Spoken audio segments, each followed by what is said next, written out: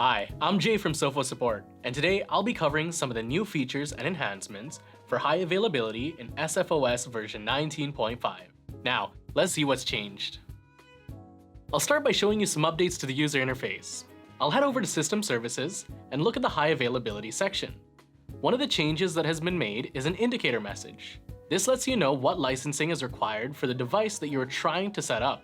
In this case, if you select this to be a primary device in active-passive, the indicator message tells you that the license applied to the primary device will apply to the entire cluster. Similarly, if you select auxiliary, the indicator message will let you know that if you are using active-passive, you only need to apply the license to the primary device. In the case that we select primary active-active, it will state that both devices require the same license.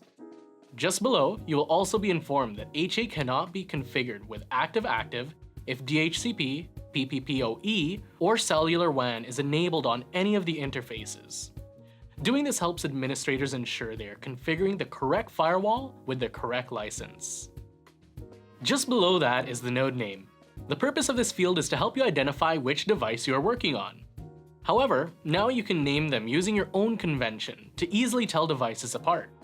This node name will also appear in multiple other locations, such as your browser tab, HA status page, HA logs, the command line interface, and the control center. You can also change the name after setting up HA without any impact to existing configurations. The next addition is the ability to use redundant links for the HA dedicated link. The dedicated link now supports the use of link aggregation groups, or LAG interfaces, up to a maximum of 4 ports or interfaces. You can also configure the use of VLANs if you have a dedicated VLAN link. This is supported when using either Quick HA or interactive mode. In interactive mode, you can select the VLAN, LAG interface, or individual link. One of the great features when using Quick HA, which I'll show you by adding an item to the dedicated HA link, is that if you are using multiple links for the dedicated link, you don't need to pre-configure them. You can select up to 4 links or ports, and the firewall will automatically configure LAG with the related network configurations behind the scenes. You'll also notice the VLAN interfaces are now populated. You will have to pre-configure the VLAN in the DMZ with SSH turned on in order to use it for the dedicated HA link. Now in this demonstration, I'll be using ports 2 and 3 for the dedicated HA link and applying that. Then I'll go ahead and initiate HA. Here you'll see an added prompt window to confirm that you're configuring the right device. Since I'm configuring HA in active-passive, the prompt advises that the licenses on this device will be applied to the cluster, since this device will take the role of primary. Now, I'll switch over to my auxiliary device. Set the role to auxiliary, use the same ports I did for the primary for the dedicated link, and initiate HA. Again, we'll see the same prompt window stating the requirements for active-passive and active-active, as well as that this device will be taking on the role of auxiliary. This will take some time, so let's skip ahead to after HA is completed initiating. Now, HA has successfully been established.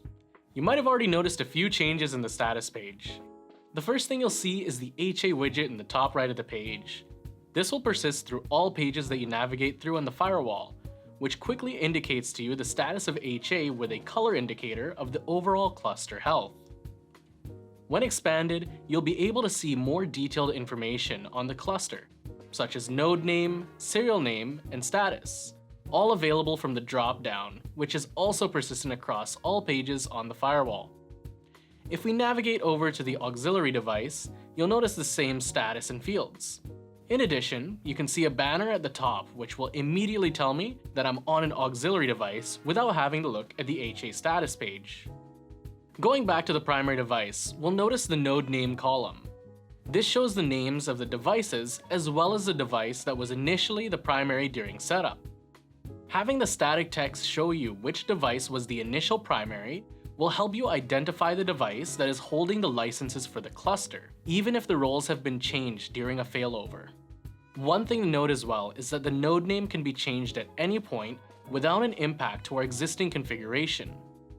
You'll also notice that in the web browser tab, the node name is shown to help easily identify the device that you are working on.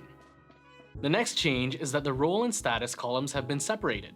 The current role column defines which device is the primary that is making the traffic processing decisions and which is the auxiliary. The current status column indicates if the device is in active or passive state depending on your configuration. We've also updated the color indication, highlighting the status as opposed to a dot to easier indicate the status between green, amber, and red. You'll also notice the same change for the HA status. In the last column, you'll see the last status change. This helps us identify the last time a firewall changed roles, or when a failover may have occurred. Now, if we scroll down to Preferred Primary Device, you can see that it's been changed from a checkbox to a drop-down menu. This process makes it more intuitive when you want to change your preferred primary device. It also displays the node names to easily distinguish between devices. Lastly, I'm going to head over to the Network tab so that we can look at the lag interface that was created when we set up the dedicated HA link. Here you'll see that it's using a link local address. Expanding the lag interface, you'll see ports 2 and 3 are already in here. With the UI changes covered, let's look at the changes to the command line. Right now, I'm connected to my primary device, and right off the bat, I can see the host name and the node name of the device, as well as its current HA status, such as its role and status, as well as the last status change. You'll also see similar indicators in the shell, like HA status for easy identification. Now, I'll switch to the console of the firewall and look at some of the changes with command display.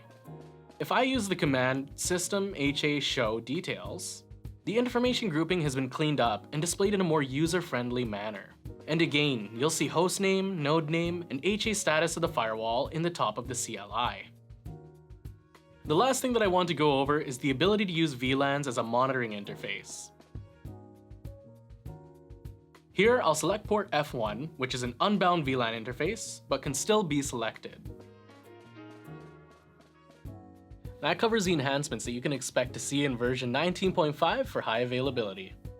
I hope you found this video demo useful. Let us know by giving us a thumbs up on TechVids, and look out for more product demos in the future.